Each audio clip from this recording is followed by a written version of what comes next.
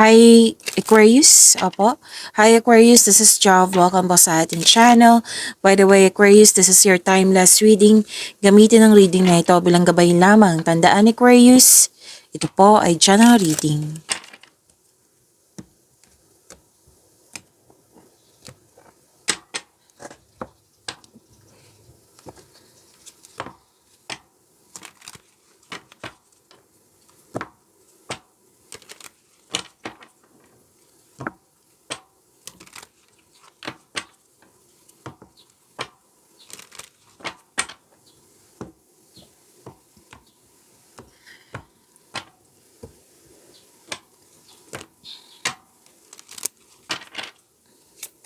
Angel number para kay Aquarius.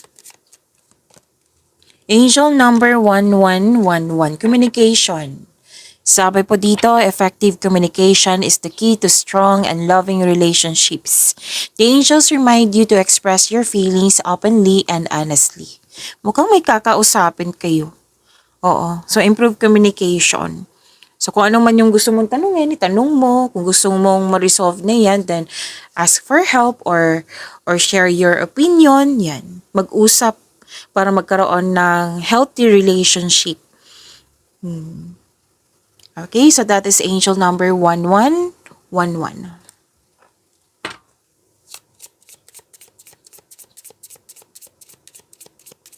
Maraming salamat po sa inyong patuloy na suporta sa mga nag-donate, sa mga hindi nag-skip ng ads. Subscribe na po kayo sa ating channel at click bell notification para updated po kayo sa bagong video natin. Para sa mga gusto magpa-reading po, comment po kayo ng personal reading and check my reply sa comment section. Oh, ang ganda. Ang ganda po. Oh, may kausap ka nga. May kausap ka. Aquarius.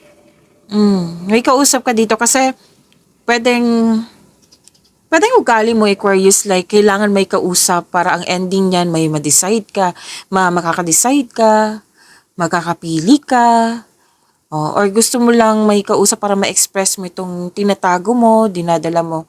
Like for example, gusto mo may kausap para ma-express mo talaga yung opinion mo. May mga taong ganyan.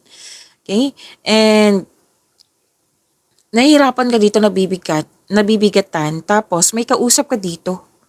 Pwedeng elders, parents, wiser, mentor, na may experience na sa buhay, kausap mo, tapos nagbigay ito ng suporta, nagbigay ito ng wisdom message sa iyo, nang siyang dahilan na motivate ka.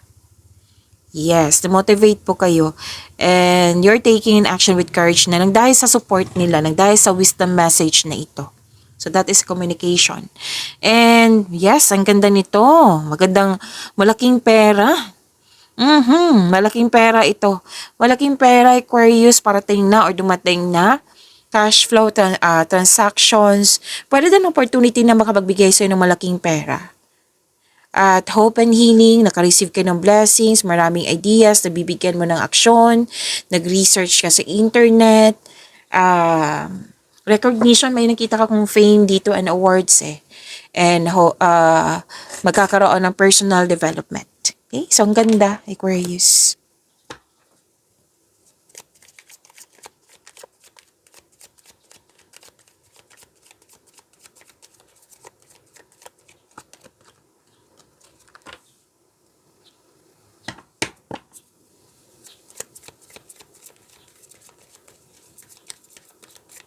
Para sa mga bago dito, kung may napansin kayo na repeating message, yan po yung pinupush ng cards sa inyo.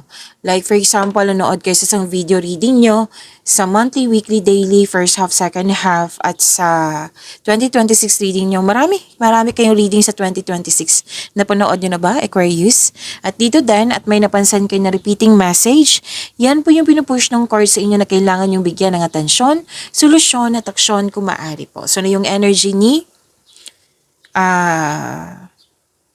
Aquarius.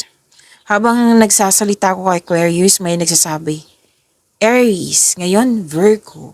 Yan. Baka iniisip ka niya. Excuse me. Baka iniisip mo siya or iniisip ka niya.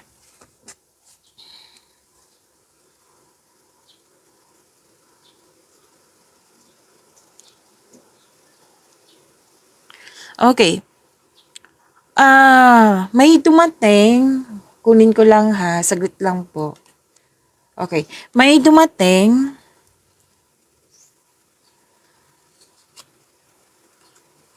na bibigyan mo siya ng agarang aksyon. Yes. Kasi naka-align to sa passion mo. Ah, malakas ang loob mo. Communication din to eh. Which is lumabas dito. Lumabas dito, communication, more on communication. So, ito ang oras na mag-take action. Kasi may dumating na pinag-isipan mo ng mabuti na kailangan may kausap ka, which is ginawa mo nga. Tapos, after nito, mag-go ka na. Magte-take action ka sa ideas, pagkakataon, project, yan. Kasi this is a go signal. Alam na alam mo yung gagawin mo. Increase confidence to eh. Kasi nagkaroon ka ng confident dahil din sa mga taong naniniwala sa'yo, na very supportive sila sa'yo. Diba? Sinabi kanina, dito. Sinabi din dito sa tarot cards nyo.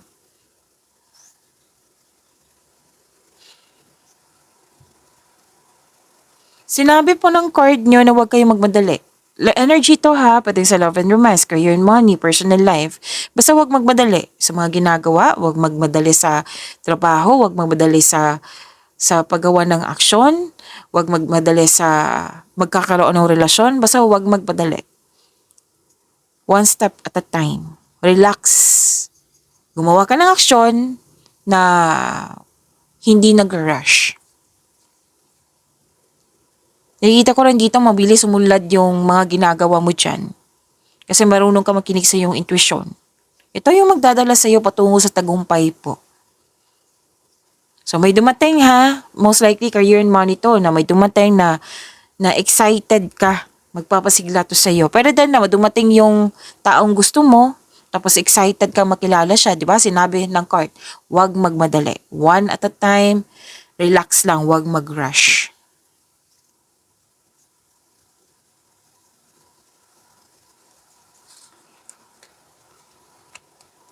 Wow, ito yung sinabi dito na makakatanggap ka ng malaking pera at dito din. Lumabas po. This is love. This is success and abundance. This is may parating na pera, malaking pera na marireceive mo. Or pwede din pagbubuntis. May buntis or mabubuntis.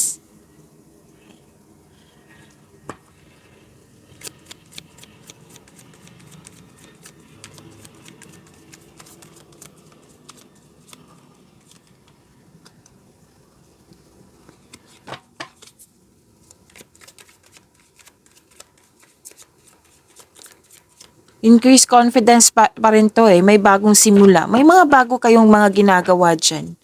Bago sa'yo. Pero natuwa ako sa nakita ko kasi increase confidence ang very confident ka kasi nga malaking tiwala mo na sa talino mo, sa experiences mo, at higit sa lahat nakikinig ka talaga sa iyong intuition. Yes, potential kasi na magiging successful siya. Syempre, pag-iingat sa paggawa ng desisyon, plano, sipag at tiyaga para ma-manifest mo ito.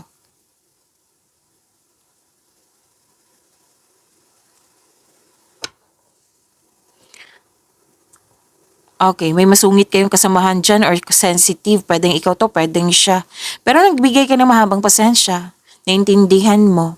At may advice din ng card niyo po dito regarding sa money niyo po na pay attention kayo sa paggasta or sa income niyo. Kumbaga, control, monitor, and save.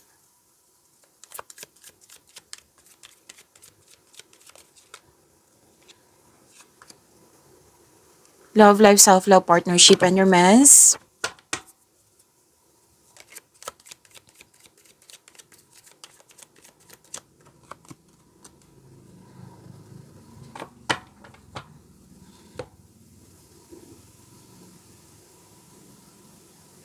Okay, nakikita ko dito, Aquarius, na sa mga may relasyon, stable ang nakikita ko, At sa mga single, practical kayo sa buhay romansa. Kumbaga, date to marry na kayo.